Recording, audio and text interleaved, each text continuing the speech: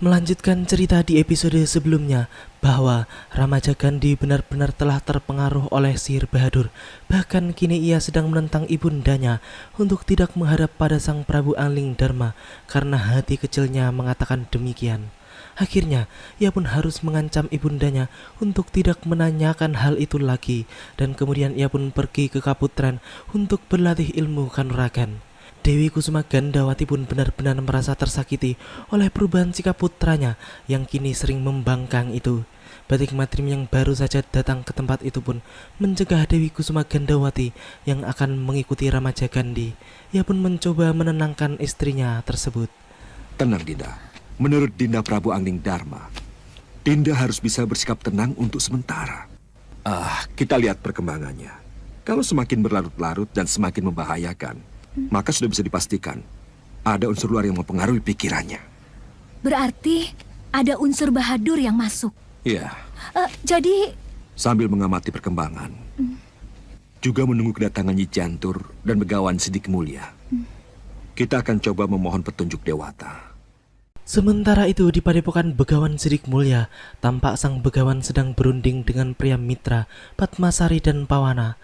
Ia pun mengatakan bahwa ia dan Suliwa akan ke Kepatihan untuk melihat keadaan Ramaja Gandhi, sedangkan pria mitra Padmasari dan Pawana diperintahkan untuk kembali ke padepokan Gunung Kencana, sebab di sana sedang terjadi keributan yang membutuhkan mereka sebagai ketua perguruan untuk menyelesaikan masalah tersebut. Begawan Sidik Mulia pun mengatakan bahwa dirinya yang akan memintakan izin kepada Prabu Angling Dharma atas kepergian mereka ke Gunung Kencana. Kalian harus cepat kembali. Kasihan murid-murid yang kalian tinggal. Tidak mungkin mereka mengatasi. Kalian jangan khawatir. Sebentar lagi kan aku sudah ada di Kepatihan. Sudah ada di Malwapati. Aku yang akan memamitkan kalian pada Sang Prabu. Berangkatlah sebelum terlambat. Tapi jarak antara sini dengan Gunung Kencana cukup jauh, Sang Begawan. Jangan khawatir. Pawana sudah kuberikan kalung kilat Bawono. Dengan kalung itu, kalian bertiga akan lebih cepat sampai ke Gunung Kencana. Ternyata di Gunung Kencana pada saat itu memang telah terjadi keributan, di mana padepokan tersebut kini diminta secara paksa oleh orang-orang liar yang dipimpin oleh Tarupala. Mereka menginginkan padepokan Gunung Kencana untuk dijadikan markas mereka. Hal tersebut jelas ditolak oleh murid-murid Gunung Kencana sehingga pertarungan besar pun terjadi. Dalam keadaan genting, tiba-tiba saja datanglah pria mitra dan Padmasari yang langsung menghajar para berandal-berandal tengik tersebut. Pawana pun tak mau kalah, ia pun langsung merangsek maju untuk menghadapi para manusia liar itu. Setelah pria mitra melukai salah satu pimpinan gerombolan tersebut, mereka pun kemudian kabur dari tempat itu.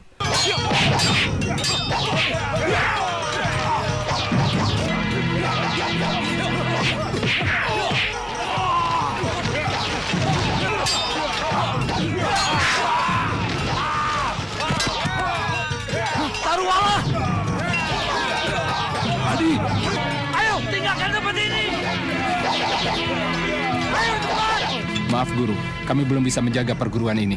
Terima kasih. Tidak apa, kalian sudah menunjukkan kesetiaan kalian pada padepokan. Iya Guru.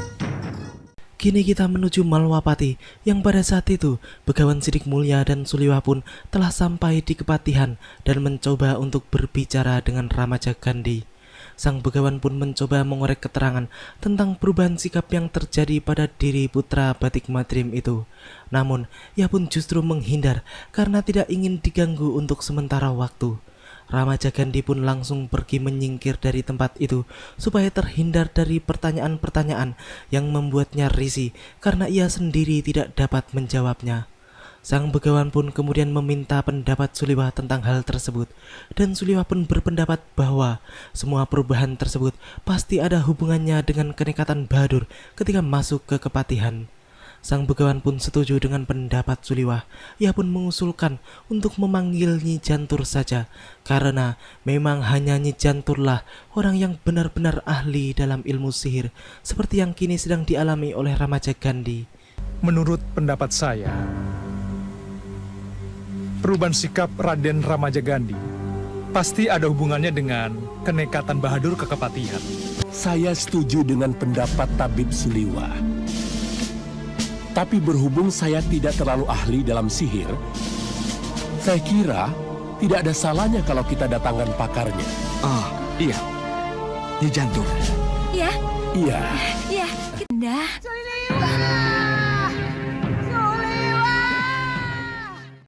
Tiba-tiba, suara Nyi Jantur pun mendengung di ruangan itu yang memanggil-manggil nama Suliwah.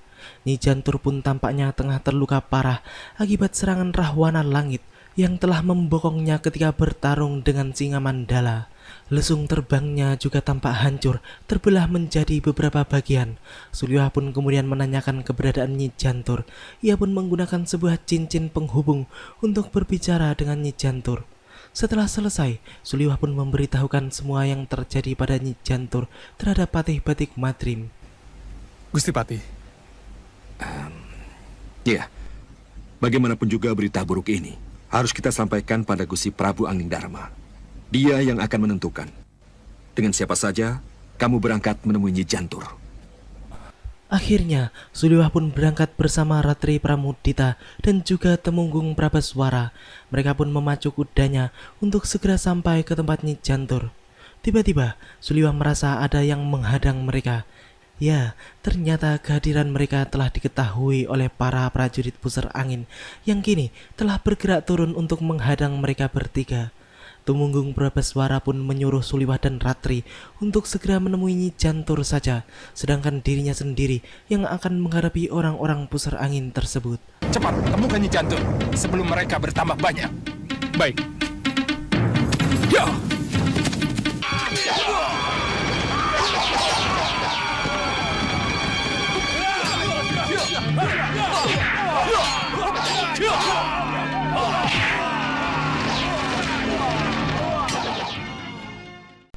Suliwah pun akhirnya menemukan Nyi Jantur yang pada saat itu keadaannya menjadi semakin lemah.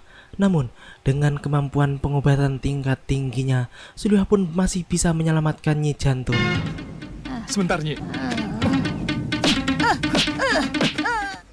Pandika konyol tidak tahu ungguh kalian. Hah? Sementara itu di pusar angin, Singa Maruta pun tampak marah besar karena para pandikanya tidak memberitahukan bahwa ada orang Malwapati yang memasuki wilayah kerajaan mereka. Kedua pandika itu pun mengatakan bahwa yang datang ke perbatasan pusar angin adalah Suliwah. Singa Maruta pun menjadi menyesal mengapa ia tidak membunuh langsung Nyi Jantur pada waktu itu. Bahadur pun kemudian menghibur Singa Maruta dengan adanya Ramaja Gandhi yang telah mereka kuasai, sebab mereka kini bisa mengendalikan diri Ramaja Gandhi dari jarak jauh. Bahadur pun kemudian mengambil kaca spion Erekingnya untuk membuktikan dan memperlihatkan tingkah Ramaja Gandhi yang semakin menjadi-jadi di Malwapati. La la la la la la la la la la la la. Lihat ini yang mulia, Naik ke kereta itu, lalu bergerak cepat ke arahku. Mengerti? Mengerti, Gusti. Ayo cepat, berjaga. Kalian jaga kiri kanan. Ayo, semua prajurit, sana. Ya, Ramaja Gandhi di saat itu memang sedang memaksa para prajurit untuk mengikuti keinginannya, yaitu melakukan latihan yang sangat berbahaya dan mengancam keselamatan para prajurit tersebut. Begawan Sidik Mulia dan Batik Madrim serta Dewi Kusuma Gandawati pun di saat itu sedang mengawasi tingkah Ramaja Gandhi. Namun, sang begawan pun menyuruh mereka berdua untuk bersabar dan membiarkan Ramaja Gandhi melakukan itu semua seraya menunggu kedatangan Nyi Jantur. Sementara kita jadi penonton yang baik saja dulu, sambil menunggu Nyi Jantur datang.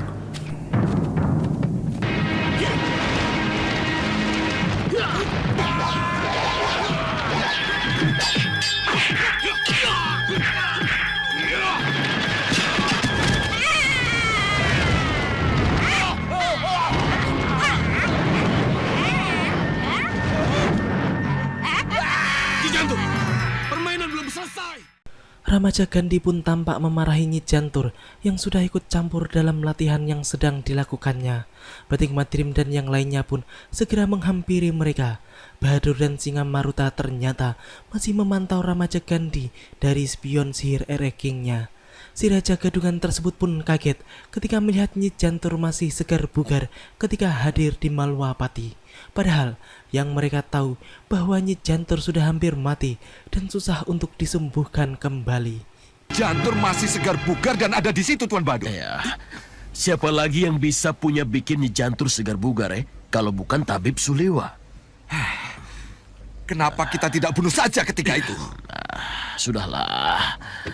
Sayang, nasi sudah menjadi bubur Ramaja Gandhi tampaknya masih sangat kesal terhadap Nyi Jantur. Padahal Nyi Jantur sebenarnya hanya ingin menyelamatkan nyawa seorang prajurit yang melayang terkena pukulannya. Batik Madrim yang datang pun langsung membentak dan memarahi Ramaja Gandhi. Sang Patih pun juga memerintahkan pada para prajurit untuk memanggil Suliwah guna mengobati para prajurit yang terluka akibat hantaman Ramaja Gandhi. Latihan ini harus segera dihentikan, Ramaja Gandhi. Tapi kenapa, Romo? Kenapa harus dihentikan? Kamu lihat? Lihat mereka. Selama ini, semua prajurit gladi tanding terluka parah seperti mereka itu. Dengar, Romo. Dengar dulu. Romo belum selesai bicara. Ya, Ramaja Gandhi benar-benar menunjukkan sifat yang membangkang dan sangat sulit untuk diatur. Hasil latihannya pun benar-benar gila. Suliwah yang telah berada di tempat itu pun segera memberikan pertolongan pertama untuk para prajurit yang terluka. Ratri yang juga ada di tempat itu pun benar-benar heran bagaimana bisa baru dalam sesi latihan saja Ramaja Gandhi bisa melukai begitu banyak prajurit, bahkan hampir merenggut nyawa mereka. Suliwah pun yakin bahwa semua itu pasti akibat pengaruh ilmu hitam. Begawan Sidik Mulia pun kemudian menyuruh Nyi Jantur untuk menjelaskan kepada Patih Batik Madrim atas segala perubahan sikap Ramaja Gandhi. Ini pasti pengaruh ilmu hitam, Ratri. Ayo, semuanya bawa ke ruang rawat. Apa mungkin ada pengaruh sihir Bahadur yang masuk ke dalam dirinya? Sayang sekali, saya hanya melihat sepintas, Gusti. Tapi mohon maaf, Gusti, boleh saya berbicara berdua dengannya? Tentu, Nyai. Bisa? Nyi Jantur bisa menemuinya. Iya, Gusti. Mari ke Kaputren. Iya. Iya. Belum juga mereka sampai di Kaputren, tiba-tiba seorang prajurit menghampiri mereka dan mengatakan bahwa Ramaja Gandhi telah diculik oleh seseorang. Ya, tampaknya Ramaja Gandhi telah diculik oleh Ki Hanubawa dari Gunung Kelut dan dapat dipastikan bahwa meriam penyedotlah yang mereka gunakan untuk menyedot Ramaja Gandhi seperti yang dahulu pernah mereka lakukan kepada jagat satria. Batik Madrim pun menjadi kalut dan bingung untuk apa mereka menculik Ramaja Gandhi. Nyi Jantur pun kemudian berpamitan untuk melakukan pengejaran terhadap para penculik tersebut. Kenapa ia lakukan itu, Sang Kawan? Gusti, apapun alasannya, saya harus tetap mengejar mereka. Izinkan saya pergi. Mohon restu, Gusti. Permisi. Ada cara yang lebih tepat untuk merebut kembali Raden Ramaja Gandhi. Dengan cara apa, Begawan? Sang Maharesi Mahasura. Kita harus memohon pertolongannya. Iya. Ya, ternyata Ki Hanubawa menculik Ramaja Gandhi dengan meriam penyedot andalannya. Setelah mendapatkan yang mereka inginkan, mereka pun segera kembali ke Gunung Kelut. Namun, di tengah perjalanan, mereka pun dihadang oleh pasukan pusar angin. Mereka pun menabrak pasukan pusar angin tersebut dengan perahu terbangnya. Singa Maruta yang melihat semua itu pun segera mendesak Bahadur untuk menggunakan sihirnya. Namun ternyata Nyi Jantur lebih dahulu datang dan menyerang Ki Hanubawa. Ki Hanubawa pun menggunakan mata Dewan Darunya untuk menyerang Nyi Jantur. Siapa lagi yang menyerang kita? Mata Dewan Daru!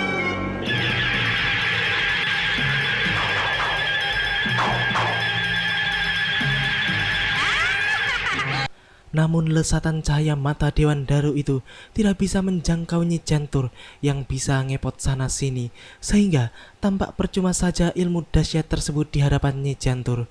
Nyi Jantur pun kemudian akan menyihir mereka menjadi tikus. Ia pun segera merapal mantranya. Namun sebelum serangan sihir itu mengenai Ki Hanubawa, tiba-tiba datanglah guru mereka Ki Bahu Rekso yang langsung menyelamatkan mereka dari sihir Nyi Jantur.